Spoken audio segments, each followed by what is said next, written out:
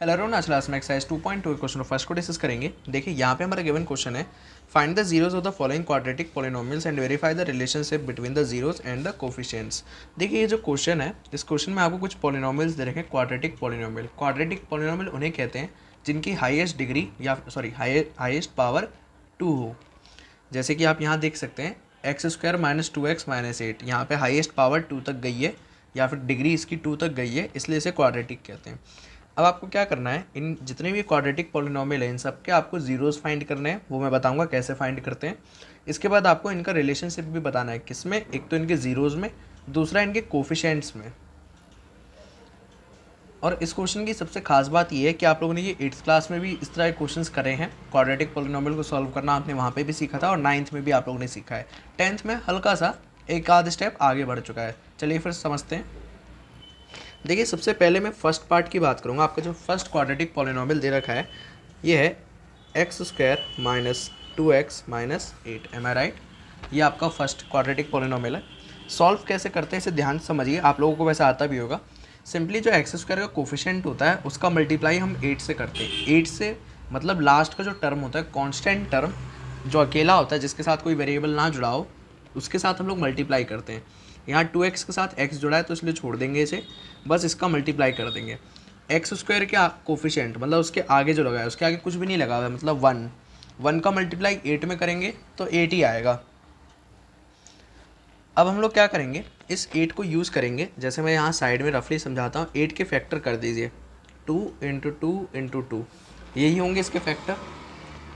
ठीक है, अब आपको क्या करना है, इन नंबर्स का यूज़ करना है। कैसे भी इनको प्लस माइनस मल्टीप्लाई करके आपको 2x लाना है। कैसे? 2 × 2 क्या बना, 4। ये अकेला 2 बच गया, 4 में से 2 को माइनस कर दीजिए तो ये आ जाएगा 2। और यही 2 हमें कहाँ चाहिए, यहाँ मिडल में चाहिए। ओके, x² माइनस, बाहर माइनस का साइन है, ब्रैकेट 4 - 2। ये हम लोगों ने बस एक तरह समझ लीजिए 2 को ब्रेक कर दिया है 2 पार्ट्स में। लेकिन ब्रेक भी हमें एक तरीका होना चाहिए ब्रेक करने का। ऐसे तो मैं 2 को कुछ भी लिख सकता हूँ, 6 - 4, 15 - 13, है ना। लेकिन हमें जो तरीका चाहिए वो इस नंबर से मिलेगा, 8 से, इस तरीके से मिलेगा। ओके, 2 को हम लोगों ने ब्रेक करा, 4 - 2, बाहर क्या है, x - 8। इसके इक्वल टू में हम लोग 0 लगाते हैं ज़्यादातर। अब देखिए इसको सॉल्व करना है। x² माइनस x का 4 में multiply 4x minus minus plus 2 और 2 का x में मल्टीप्लाई 2x - 8 = 0। ये स्टेप थोड़ा सा हो सकता है आपको टफ लगा हो, लेकिन आप लोगों ने ये करा है तो मुझे पूरी एक्सपेक्टेशन है आप लोगों से कि ये स्टेप आपको आ चुका होगा। फिर भी मैं समझाता हूँ। मैंने यहाँ 2 को ब्रेक करा, लेकिन ब्रेक करने के लिए जिन नंबर्स का मैंने इस्तेमाल किया है वो मैंने 8 से लिए थे, 8 के फैक्टर्स में से। फिर उसके बाद x² माइनस, इसको ब्रेक करके 4 - 2 लिखा, बाहर x था, 2 के आगे x लगा हुआ था इसलिए यहाँ पे भी x -8 और इक्वल टू में हम लोग 0 लगा के चलते हैं। x का 4 में मल्टीप्लाई 4x, x का 2 में मल्टीप्लाई 2x, लेकिन यहाँ बाहर माइनस था, ये अंदर जाके मल्टीप्लाई हुआ, ये प्लस बन गया और -8। अब हम लोग कॉमन लेंगे, x² और 4x, इन दोनों में से एक x कॉमन ले लीजिए। यहाँ x² था जिसमें से एक x बाहर आ गया तो अंदर बचेगा सिर्फ x माइनस ये वाला x तो बाहर आ गया, कॉमन ले लिया तो सिर्फ बचा 4 प्लस 2x और 8, इन दोनों में से हम लोग 2 कॉमन ले सकते हैं। x माइनस 8 में से 2 बाहर निकाला तो 4 बचा। ये इसकी स्टेप होते हैं। अब देखिए आप लोग यहाँ पे चेक कर सकते हैं कि आपका क्वेश्चन सही है गलत। ये जो दोनों नंबर होते हैं ये हमेशा सेम आएंगे, ये दोनों टर्म देखिए x - 4 x - 4, अगर ये सेम आ रहे हैं तो आप लोग सही जा रहे हैं। x - 4 को एक जगह लिख लीजिए और x और 2 को एक ब्रैकेट में लिख लीजिए = 0, इस तरह से। अब दोनों को अलग अलग शो करिए, x - 4 को 0 के इक्वल और लगाइए, x + 2 को 0 के इक्वल, दोनों को अलग अलग 0 के इक्वल शो करिए। x की वैल्यू यहाँ से निकालिए, 4 आएगी, -4 उधर चला जाएगा, 2 को उधर ले जाइए, -2 आ जाएगा।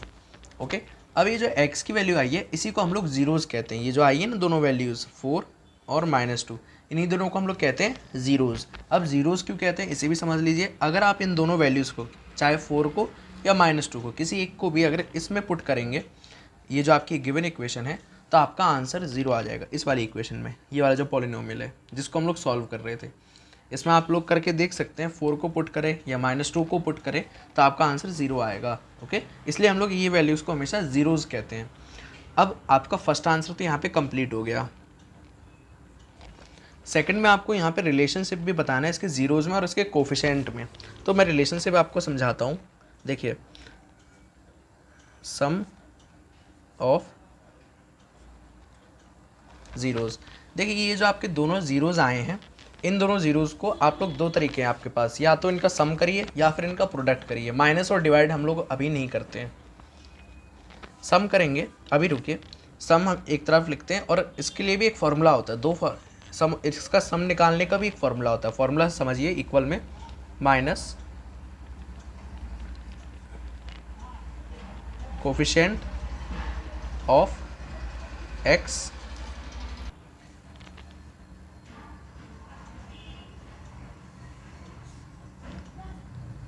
अपॉन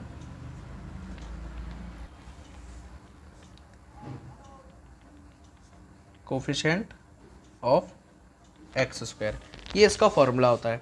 अब हम लोग दोनों तरफ से चेक करेंगे, ये कैसे, सम ऑफ ज़ीरोज़ यानी 4 + -2, 4 प्लस दूसरा ज़ीरोज़ है -2 equal to coefficient of x. देखिए, अब आपको वापस से इस इक्वेशन पे लौट के आना है। ये जो है, इस इक्वेशन में आपको एक्स का कोफिशिएंट ढूंढना है।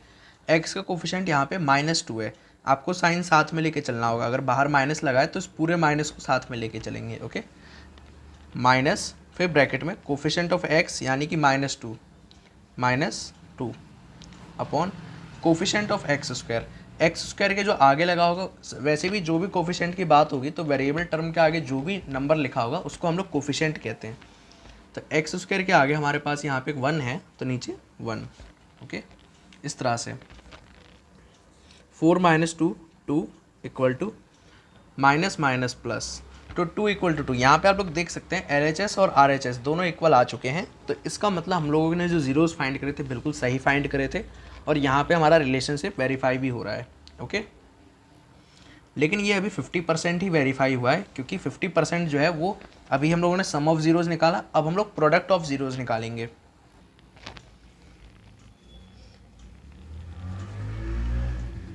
प्रोडक्ट ऑफ ज़ीरोज़, देखिए प्रोडक्ट ऑफ ज़ीरोज़ के लिए अलग फार्मूला होता है। यहाँ होता है कांस्टेंट टर्म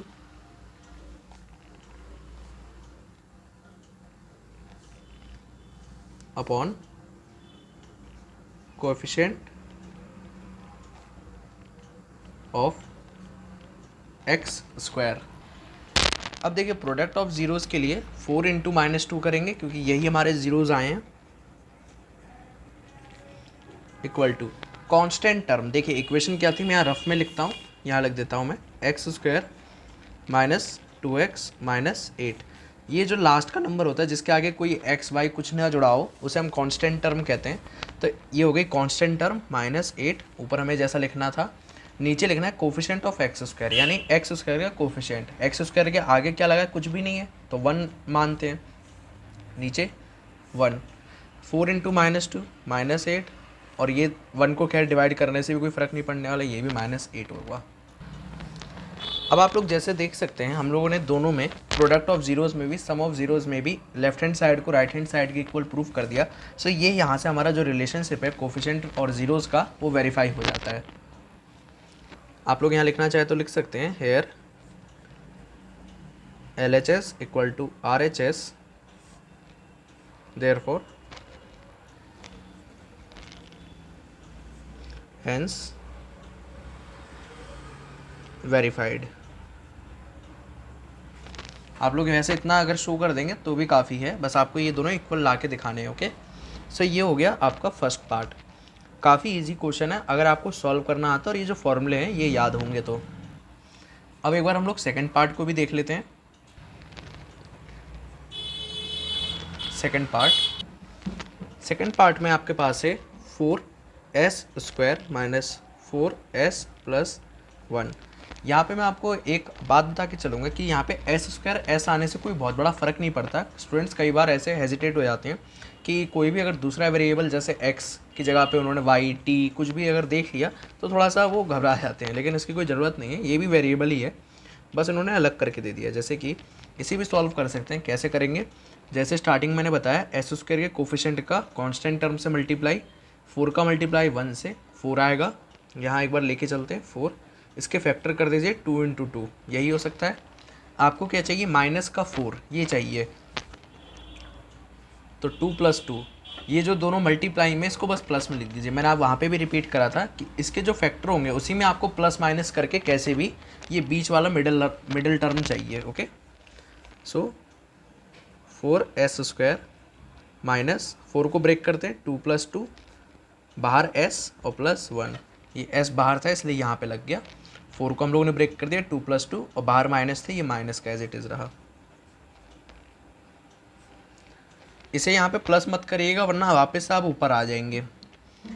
s का अंदर multiply 2s minus plus minus s × 2 2s + 1 common लेते हैं। देखिए पहले 4 और 2 में से 2 कॉमन ले सकते हैं, s² और s में से एक s कॉमन ले लीजिए, यहाँ बचेगा 2s इधर साइड माइनस ये 2s पूरा का पूरा बाहर आ चुका है तो इसलिए यहाँ 1 बचेगा। ओके, यहाँ 2s कैसे बचा ये भी बताता हूँ। 4 में से 2 बाहर निकाला 2 बचा, s² में से s बाहर निकाला तो s बचा। ओके, यहाँ पे देखेंगे तो कुछ कॉमन नहीं आ रहा लेकिन साइन कॉमन ले सकते हैं, माइनस प्लस में से माइनस कॉमन ले लीजिए। 2s, ये 2s में माइनस बाहर निकल गया तो ये 2s प्लस का बच गया, ये प्लस में से माइनस बाहर आएगा तो माइनस रहेगा, जस्ट अपोजिट हो जाएगा साइन। ओके, यहाँ पे आप लोग देख सकते हैं दोनों टर्म हमारे सेम आ गए, इनको एक जगह लिख लीजिए 2s - 1 और बचा क्या 2s और ये 1 यहाँ लगा दीजिए। जब कुछ ना लगाना हो तो 1 लगा दिया करिए, खाली मत छोड़ा करिए। तो 2s - 1 ये भी वही हो गया, इक्वल टू 0 लेके चलते, ध्यान रखिएगा मैं भी भूल गया।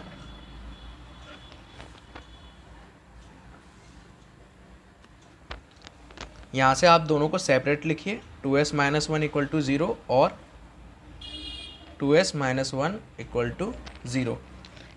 s की वैल्यू देखिए यहाँ से निकालेंगे, 1 उधर जाएगा प्लस का हो जाएगा, 2 मल्टीप्लाई में था नीचे जाएगा डिवाइड बन जाएगा, ऐसे ही यहाँ से भी s की वैल्यू सेम आ जाएगी।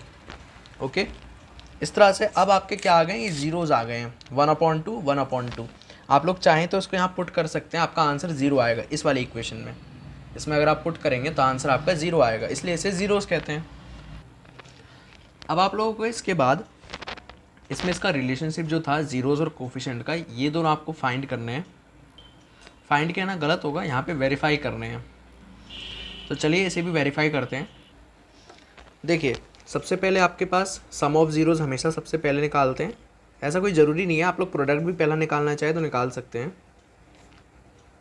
इसका फॉर्मूला क्या था? Minus bracket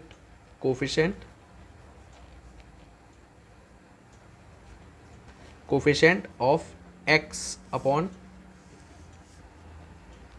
coefficient of x²। Sum of zeros यानी ज़ीरोज़ का सम करेंगे, 1/2 + 1/2, यही दो आए थे।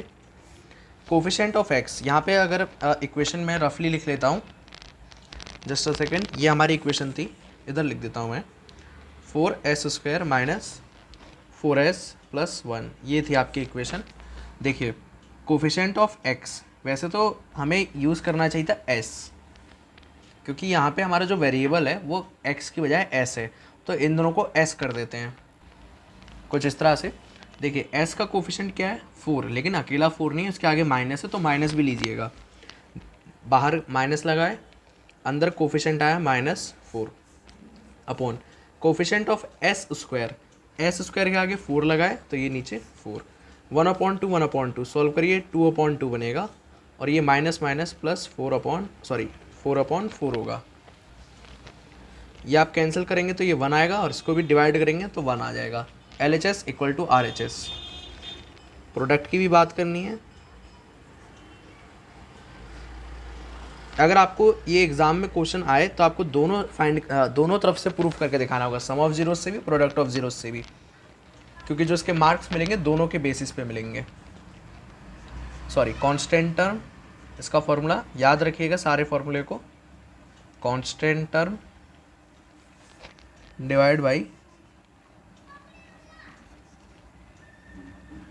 Coefficient of x square. Product of zeros आपके पास है 1/2 मल्टीप्लाइड बाई 1/2, यही दो जीरोज़ हैं। कांस्टेंट टर्म वापस से इक्वेशन में आएंगे, कांस्टेंट टर्म यहाँ 1 है। मैं फिर से रिपीट करता हूँ, जो कांस्टेंट टर्म आपको अलग से दिख जाएगी उसके आगे कोई भी वेरिएबल नहीं जुड़ा होगा। 1 अपॉन कोफिशिएंट ऑफ एक्स, फिर से मेरे से गलती होगी, यहाँ एक्स लिख दे, ये एस होना होगा, ध्यान रखिएगा आप लोग भी। कोफिशिएंट ऑफ एस स्क्वायर, देखिए एस स्क्वायर कोफिशिएंट क्या है 4 है, 4। यहाँ इसको मल्टीप्लाई करेंगे 1/4, इसको मल्टीप्लाई करेंगे 1/4, दोनों क्या आ गए 1/4 आ गए। Left hand side is equal to right hand side, so ये क्या हो जाएगा आपका वेरीफाइड।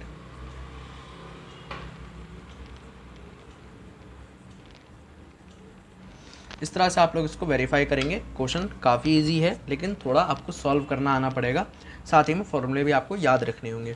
देखिए यहाँ पे मैंने 2 पार्ट्स को फिलहाल डिस्कस कर दिया है, बच्चे कुछ आपके 4 पार्ट्स रह गए हैं। मैं उसको नेक्स्ट सेशन में करता हूँ क्योंकि ये सेशन थोड़ा लेंथी हो गया है, तो इसलिए मैं कोशिश करता हूँ कि सेकंड इसके बाद जो नेक्स्ट लेक्चर होगा उसमें इसको कवर करूँ। ओके, आई होप आपको फिलहाल ये 2 क्वेश्चन तो क्लियर हो गए होंगे। Please share classmates and make sure to subscribe this channel. Thanks for watching. जय हिंद।